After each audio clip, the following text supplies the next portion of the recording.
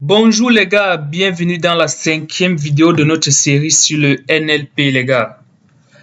Alors dans la vidéo précédente, nous avons vu comment construire les IDF qui sont bien sûr un indicateur associé qui permet de donner de l'importance à certains mots, d'accord les gars. Plus un mot est fréquent, moins il est important. C'était ça l'idée derrière l'IDF et on a assez bien expliqué ça la dernière fois. Aujourd'hui, on va voir plutôt une autre notion. On va voir déjà comment construire les vecteurs associés. Donc, on va voir comment transformer notre dataset en un espace vectoriel, les gars. Et pour chaque ligne, ça serait un vecteur de cet espace. D'accord, les gars? Donc, un espace vectoriel, on va voir comment construire cet espace. Déjà, on va voir comment construire les vecteurs de cet espace. Ici, on va commencer par construire les vecteurs. Donc, on va appeler ça vectorize. Vectorize, ok. Donc, on va construire les vecteurs pour chacun des lignes. En fait, on va supposer que tout notre jeu de données est un espace vectoriel et chaque ligne est un vecteur de cet espace. D'accord, les gars? Donc, déjà, ici, on va prendre un document, c'est-à-dire une ligne. On aura notre vocabulaire qui est bien sûr notre espace vectoriel là. On va appeler ça. On a le vocabulaire qui sera calculé, vocab. Vous savez déjà ce que c'est. On aura les IDF qui vont intervenir dans le calcul des vecteurs. Alors, on a aussi le besoin du n-gramme. Bon, vu qu'on va aussi tokeniser chacun des lignes, on a aussi besoin de, comment je l'écrivais déjà, oui. Bon, on va copier ça comme ça, ok. On aura besoin de ça, ok. Donc, le but, en fait, c'est de construire un vecteur associé à chaque ligne de notre jeu de données. Donc, vu qu'on a vu déjà comment on fait des tokens, comment on crée un vocabulaire, enfin, on va supposer que le vocabulaire qu'on a construit est un long vecteur et chaque ligne est un vecteur de cet espace, les gars. Vous voyez? En tout cas, vous verrez un peu plus en détail ce que c'est. Déjà, ici, on va faire quoi? On va créer token. On va tokeniser d'abord le document, la première ligne, ou peut-être les lignes du document. On peut faire token égale tokenize. On lui passe le doc. Et on lui passe le n-gramme range. OK. Après avoir tokenisé, on peut créer le vecteur. Donc, le vecteur associé à cette ligne. Donc, le vecteur associé à ce document. On peut initialiser à 0. Alors, pour faire ça, on peut utiliser NumPy. Ok, on va faire import NumPy as np. Ok. Ici, on va faire NumPy.0. Du coup, on va créer un vecteur vide de la longueur de notre espace. En fait, de la base, qui sera de la taille d'un vecteur de base de notre espace vectoriel. D'accord, les gars? Et bien sûr, notre espace a pour longueur length de vocabulaire. Enfin, on suppose par exemple qu'un vecteur de base de notre espace vectoriel sera déjà 1, ça c'est un vecteur simple de base par exemple, jusqu'à virgule 1. Un vecteur rempli comme ça, on peut appeler ça comme un vecteur de base qui est de longueur. Cette longueur sera la longueur du vocabulaire, d'accord? Maintenant, un nouveau vecteur x aura donc les coordonnées pareilles en fonction du token qu'on aura obtenu.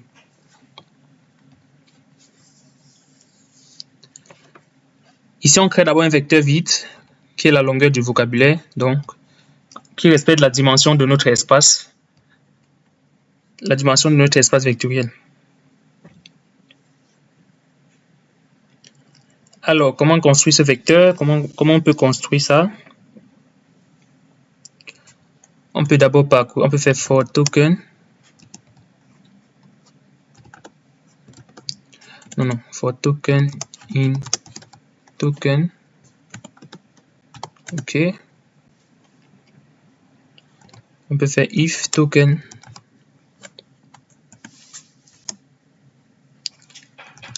in vocabulaire, on vérifie toujours si les tokens est dans le vocabulaire pour ignorer tous les mots qui ne sont pas dans notre vocabulaire.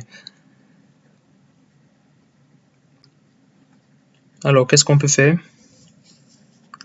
On peut récupérer ce mot i égale vocabulaire token. N'oubliez pas que le vocabulaire c'est un dictionnaire. Notre vocabulaire c'est un dictionnaire qui est constitué du mot et de l'indice du mot. Donc on récupère ici le token, le mot dans le vocabulaire. Ok, qu'est-ce qu'on peut en faire? On va donc calculer la valeur. On va calculer en fait. On va donc calculer la coordonnée associée à cette position, d'accord? Par exemple ici, notre vocabulaire est constitué du mot plus indice. Attendez, on met en commentaire. Le vocabulaire c'est un dictionnaire avec word, indice. Ok. L'index c'est un peu comme la coordonnée x, y, z, w. Vous voyez les gars. Donc on va calculer le coefficient de cette coordonnée ou bien le coefficient de cet axe. C'est mieux l'axe parce qu'on a plusieurs axes. On a n de vocabulaire axe. Donc on a autant d'axes dans cet espace que de mots dans notre vocabulaire. C'est vraiment un espace très grand. Hein. C'est un espace on avait mis ici, c'est un espace à 5000 dimensions, je pense. On a mis 5000, je pense, 10 000. Voilà, c'est un espace très grand. On a mis 10 000 dimensions. Donc ici, on va calculer la coordonnée de chacune des dimensions de ces 10 000 dimensions. Ici, déjà, on récupère le mot.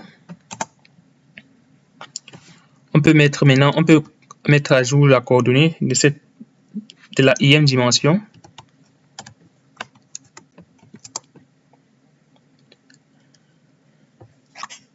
Alors, comment on fait ça simplement? On peut mettre à jour ça. Alors, on va encore utiliser qu'est-ce qu'on peut faire? On peut directement mettre à jour vect.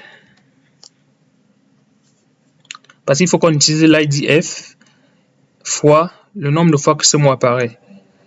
Est-ce qu'on a le nombre de fois ici? Non, ici on n'a pas le nombre de fois. On est obligé de recalculer le nombre de fois. Donc on va appeler ça par exemple fréquence du mot. On est obligé d'appeler encore notre counter. Et on lui passe token. D'accord.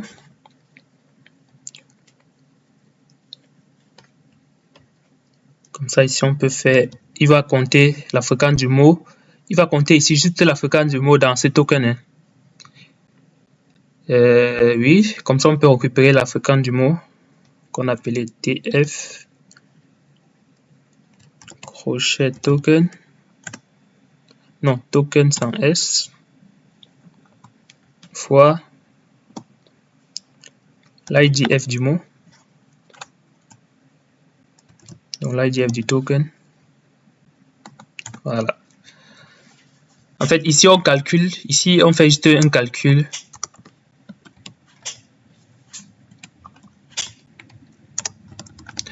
On calcule la fréquence des mots dans une phrase. C'est pas la même chose qu'on avait fait dans une vidéo précédente. Comme ça, au moins, ça nous permet d'avoir plus de variété ici. Parce que si on prend juste l'IDF, c'est pertinent, mais on peut associer en plus de l'IDF la fréquence de ce mot. Parce que imaginez par exemple, je vais prendre une phrase, toujours des exemples pour que vous compreniez mieux pourquoi on fait ça. Prenons par exemple cette phrase qui est le token. Si on fait à ce niveau, alors je vais mettre 2 points ici. À ce niveau, les gars, si on calcule le token de cette phrase, on aura les mots là. On aura en fait un vecteur. On aura ce vecteur. Enfin, on aura ce tableau. Par contre, imaginez ici, ici on a la chance qu'on n'a pas un mot qui apparaît 2 fois. Donc tous les mots, on aura un ici à la place, on aura un ici. fois l'IDF. Donc, ça ne dérange pas, on récupère juste l'IDF. Mais imaginez, par exemple, little apparaît 2 fois, donc, et little, par exemple, pour dire très, donc, little apparaît 2 fois. C'est-à-dire, par exemple, l'utilisateur insiste sur ce mot, vous voyez. Au lieu de mettre juste 1 à la place ici, ça va mettre 2 parce qu'on a 2 little, vous voyez les gars. Par exemple, là, ça nous permet de tirer la nuance entre ces deux phrases. Imaginez un utilisateur qui écrit cette phrase et un second utilisateur qui écrit cette phrase. Avec comme cela, vous voyez que ces deux phrases ne sont pas les mêmes. Alors, comment dire différentes? Ces deux phrases ne sont pas les mêmes, d'accord? Ça nous permet de tirer au moins la différence entre la répétition de ce mot. Contrairement ici, elle n'a pas été répétée. Donc, c'est pour ça qu'on calcule, on tient à calculer d'abord les occurrences des mots. Plus on additionne ici. Et on associe ça maintenant à l'indice du vecteur. Alors, je ne sais pas si j'explique assez bien, mais c'est ça l'idée derrière, les gars. C'est ça l'idée derrière. Et là, on aura construit le vecteur à la fin de cette boucle. Alors, là, on aura construit un vecteur. N'oubliez pas, hein, c'est un vecteur vraiment très creux, hein, parce que n'oubliez pas, la taille du vecteur, c'est la longueur de notre... c'est la longueur de notre vocabulaire. Par contre, ici, on parcourt juste la longueur du token. En fait, si notre document est très court, comme celui-ci par exemple, si notre test est très court comme cela, en fait, on aura juste 1, 2, 3, 4, 5, 6, 7. On aura juste 7 positions occupées sur les 10 000.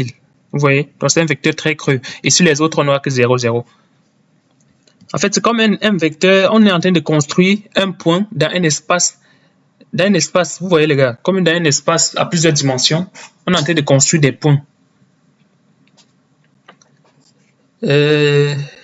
Mais par contre, là, c'est un espace très grand. On a vu que c'est un espace à 5000 dimensions, donc à 10 000 dimensions, donc c'est très grand. Et ouais, c'est ça. Le but, c'est que, vous voyez les mots, en fait, l'idée derrière, ce serait que les mots, les phrases qui ont le même sens soient regroupées dans une région de cet espace. Vous voyez les gars, c'est ça l'idée.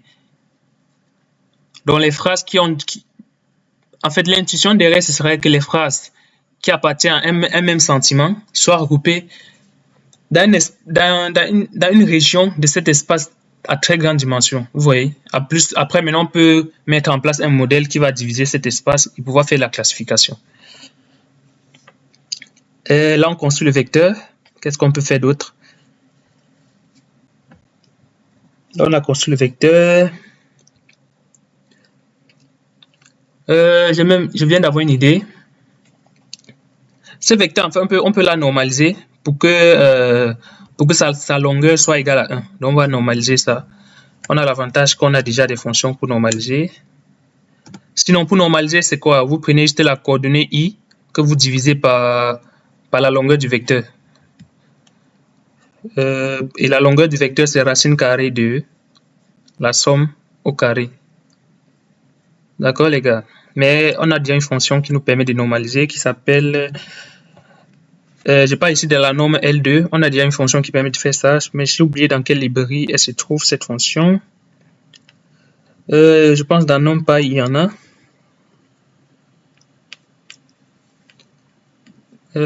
Norme L2.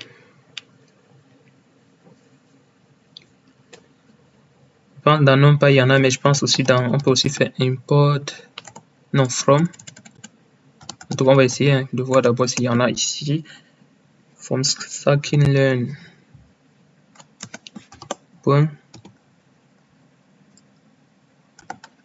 Preprocessing, import. Je pense qu'il y en a ici. Voilà, normalize. Je pense que c'est ce normalize, celui-là. Ça va nous permettre de calculer la norme L2 de ce vecteur. Donc, on peut calculer la norme ici.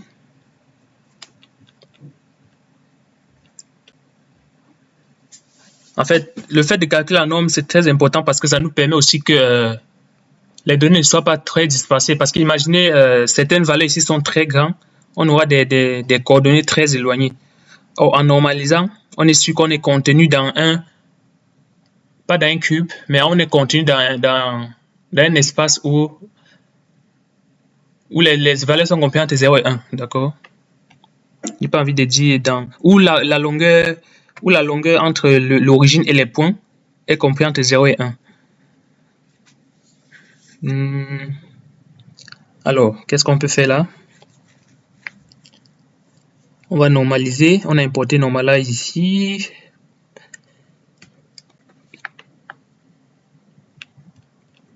Alors, on normalise ça de suite.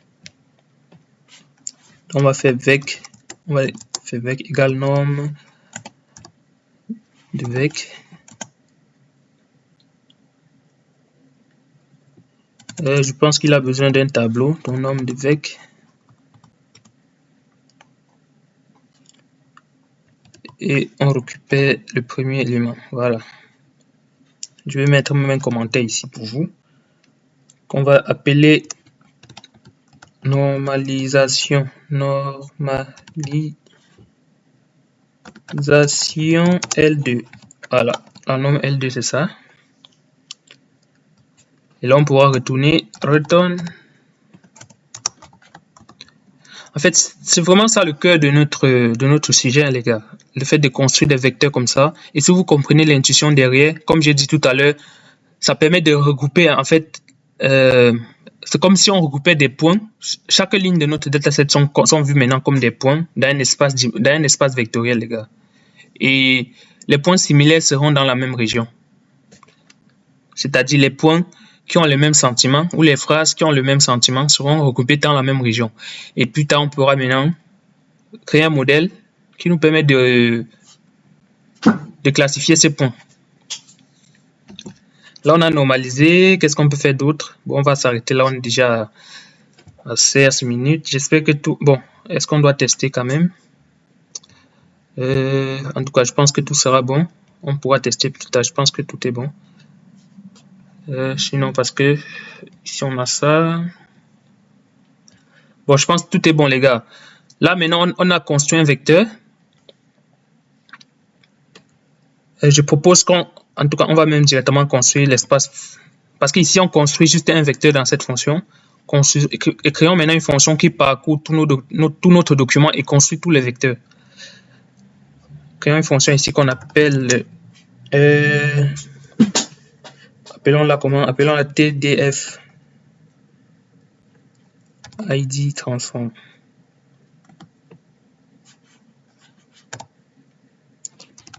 TDF ID transform.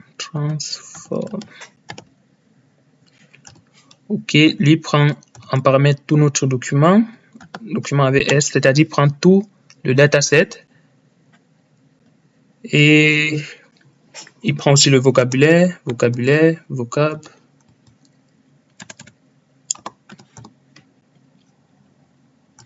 Il prend les IDF et il prend aussi cette valeur, le nRange pour la tokenisation.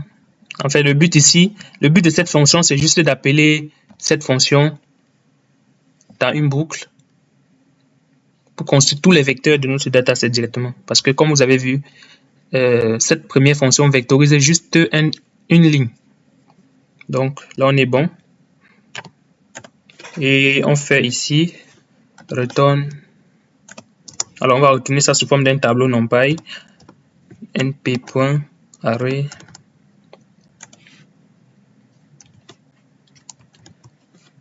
Et ici, on met notre boucle. Donc, on va retourner vectorize doc.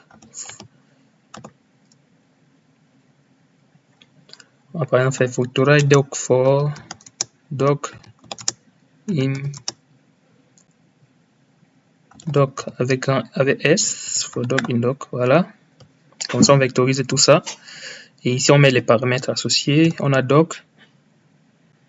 On a vocab.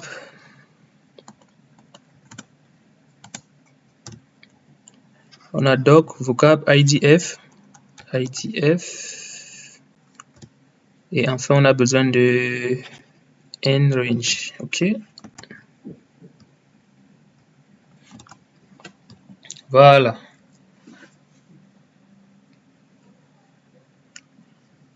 Voilà, les gars. Là, cette dernière fonction nous permet vraiment de retourner tous les vecteurs de notre espace vectoriel, les gars. Du coup, on va s'arrêter là pour aujourd'hui. Dans la prochaine vidéo, on va voir maintenant comment... je sais pas, on verra quoi faire dans la prochaine vidéo. J'ai pas encore la suite actuellement. Surtout, n'hésitez pas à vous abonner, les gars. Partagez la vidéo autour de vous, surtout à ceux qui sont très intéressés par ce domaine. Et à très bientôt, les gars. Ciao, ciao.